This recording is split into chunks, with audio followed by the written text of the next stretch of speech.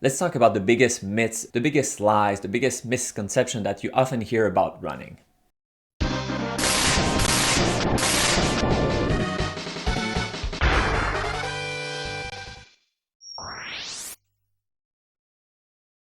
Hi, Simon here and welcome to my channel. I'm an ultra runner, and on this channel I want to help you and inspire you get out there and have your own adventure. Today we talk about running myths, and there's a lot of them. There's a lot of misconception, a lot of lies that circulate. If you go in the comments of my video, some of them, sometimes you will have people that will come with very good intention and say running is bad for your knee. A lot of these lies come from people that don't really know any better. Some of them sometimes will come from just trolling. But I felt it would be a good idea to go through the biggest ones today, the one that you hear more frequently, but importantly, the one that could affect your own experience as someone who gets into running or is a runner. This could have consequences such as just not wanting to run, but also potentially injuries or feeling like you don't belong. So today we're gonna demystify that, talk about them, and sometimes it's good to mention it. Some of these myths, there can be some base of truth in that, some partial truth, and we'll discuss about that today. So today we talk about the biggest running myth. Let's start with the big one. Running is bad for your knees, you're destroying your bodies. And for the most part, these comments come from people that are not actually runner. And I think you need to think about what it does to your body in several ways. Nothing is so simple like, is it good or bad to run? It's not that simple. You need to think about the short term, medium term, and long term. And then you need to think about the intensity of the running, the amount of running, and for how many years. And all of these factors will have different impacts because there's obviously some positive to being physically active and to run. And there's countless studies that shows that some running and some physical activities is better than being fully sedentary. And I understand there's a difference between going on walks 30 minutes every morning and running 100 miles every week. It's a huge difference. And then the question is, well, if you run 100 miles, this is bad. And if you're not doing anything, this is bad. And there's a nice in between. But it's a little bit more blurry because there will be different effect based on the amount of running, the intensity of running. What we can say is that, yes, there are studies, for example, that will support that running is not bad for your knees, that in fact running on the long term could potentially even be protective to your knees, that you will have less risk of osteoarthritis in your knees, you are less likely to have knee replacement surgery. Now, look, I understand that there are bias in these studies, especially potentially a survival bias in these types of studies that are always or mostly retrospective. But the point is that if it was so problematic, I think it would be relatively easy to demonstrate that effect, that negative effect of running on your body.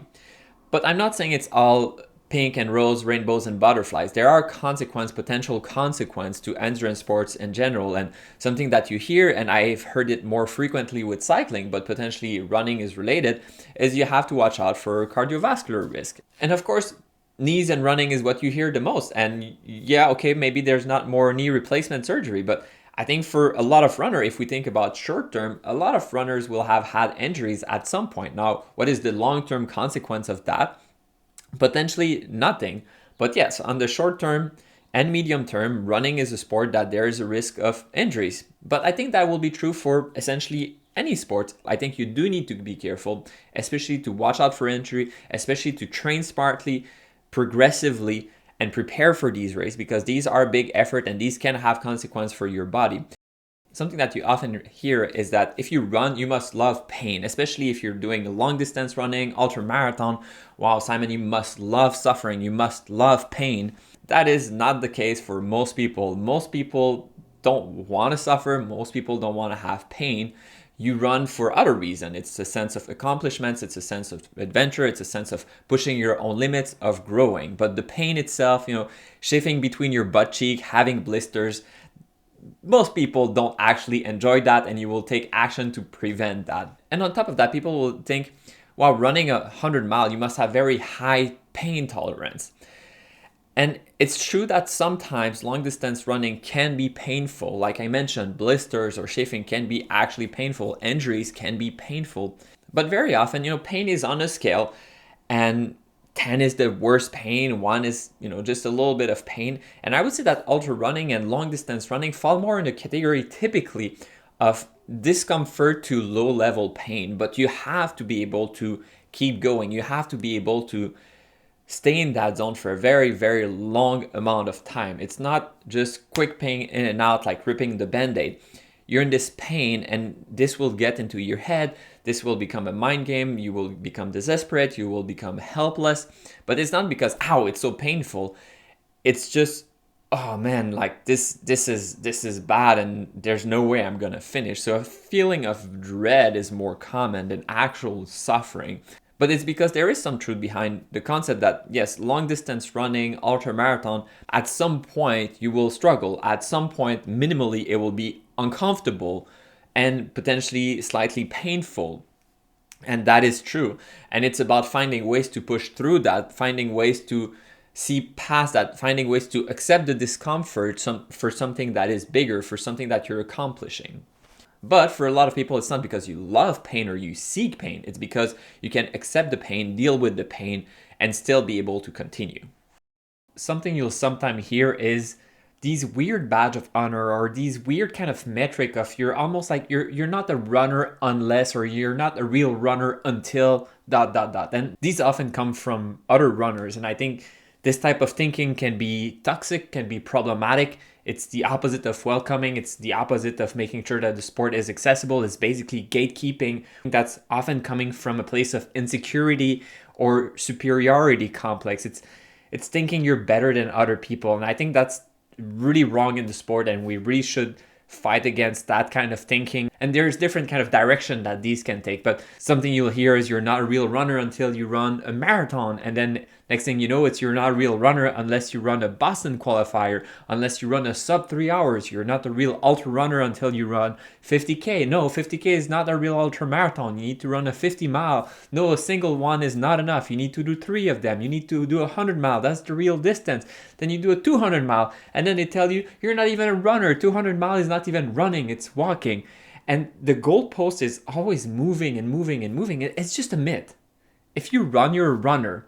And this gatekeeping, this insecurity of some people, I think is very toxic, very problematic, and is unfortunately very often communicated through social media. And social media can have a very negative impact on the perception of the sport. And yes, it's this gatekeeping about what you should be running, but also it will be other things like running on an injury.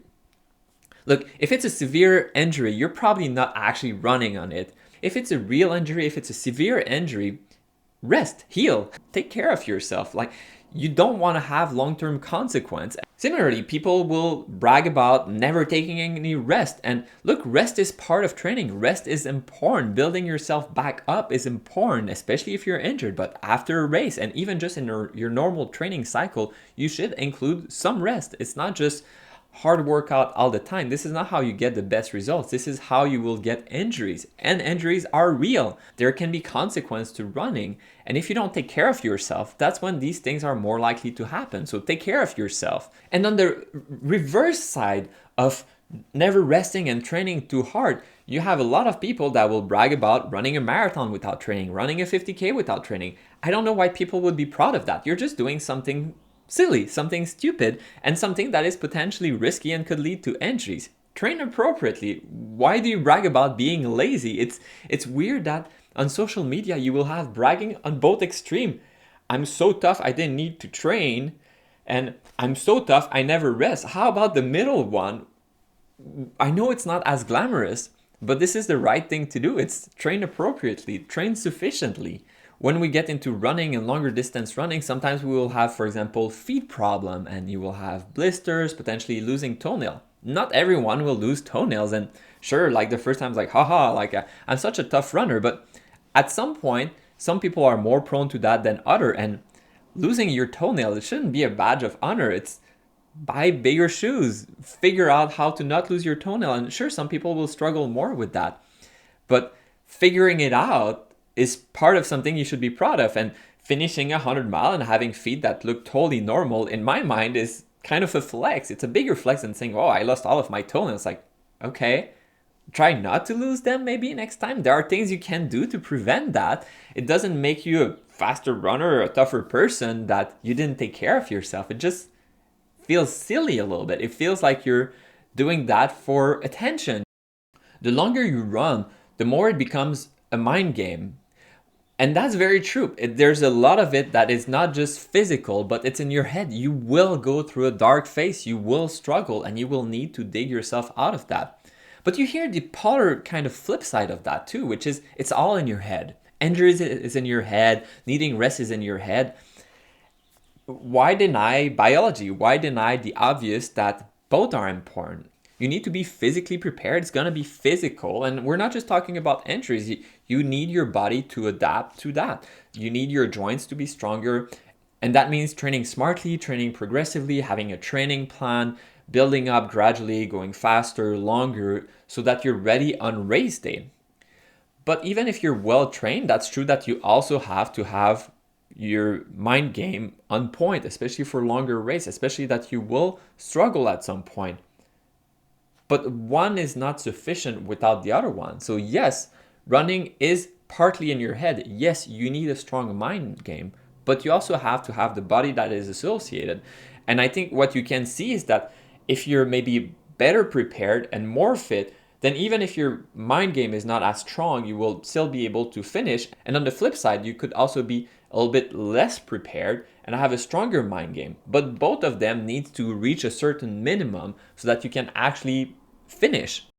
We don't talk about it very often in ultra running because it's almost taboo, but at the professional level, I would be very surprised to hear that there's actually no doping. There's so little control, there's more money involved in the sport, and there's always this appeal of doping in any professional sports. You will find doping in virtually any sport. I don't know why ultra running would be any different. When you have the opportunity to cheat and then you don't have any control and you have a benefit for cheating, I think it's just a matter of time that you will have more and more bad case of doping. Now the real question is how prevalent is it? And unfortunately in ultra running, because there's no control, most likely there's some of that going on. Now, how does it affect the average runner? I think it does not affect the average runner, which means should we really care about that? Not really, but it's good to know that that's a thing. Sometimes you will hear that I'm too old, I'm too fat, I'm too out of shape, my joints are too weak to be a runner. And look, of course, consult with a medical provider and you know your own situation better than someone on YouTube talking more broadly. But I think running is much more accessible than people realize. And that's because it doesn't matter how fast you go, how far you go. It just matters that you go, and you shouldn't compare too much with other people. There are limitations, and we won't all be able to win UTMB, and we might not all be able to do a sub 24 100 mile, and that's okay. Running is for everyone. Let's talk about walking and running. Running is not just running. Running also includes walking, jogging, power hiking. It doesn't matter. You should never feel embarrassed about that. And especially when we're talking about ultra running and trail running, if there's a hill, most people will walk that hill. And if it's a very long distance, like a 50 mile, 100K, 100 mile, there will be a significant portion of that that is walking. At the same time, what you hear sometimes is that ultra running is mostly just walking anyway. And that's not true. Definitely not at a professional level, but even at the amateur level, a lot of ultra running is indeed running. Especially if you think about the first half of the race, it's a lot of running, and that's why the training is running. But there will be walking, totally okay, zero shame about that. You move in whatever way you have to move so that you get to that finish line. That's what's really important. Finally, one of the biggest myths for ultra runner is that you will someday run Western State 100.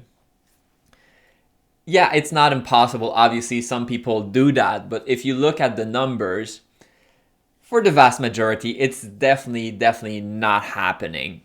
You can think, well, I'll just apply for 10 years, but the reality is that most people will in fact drop way before that. If you look at the numbers, and it's growing and growing now, and I pick on Western State because the numbers are available, but obviously there's other races that are just as difficult, if not even more difficult to get in. It's at the point where it's not sustainable. I think last year there were about 4,000 people that were first year applicant for about 250 spots. So when you think about it, if you just take these people, it would take something like 15 years for all of them to get one spot. And that's not considering the 4,000 new one that will come next year and the year afterwards. So the reality is that potentially 2 to 5% of people that want to run Western State will actually do it. And people realize that these other races, these smaller races, are just as fun. So you just don't want to go through the trouble of the lottery system. But of course, I'm saying all of that so that you're not applying next year and I finally get in. All right, then that's it, folks. These are the biggest myth, the biggest misconception around running. But what do you think? Do you have some myths that you've heard out there that you want to share with others, or do you disagree with some of my take? Please let us know in the comments below. As always, thanks for watching. Please leave a thumbs up, share with your friends, and see you next time.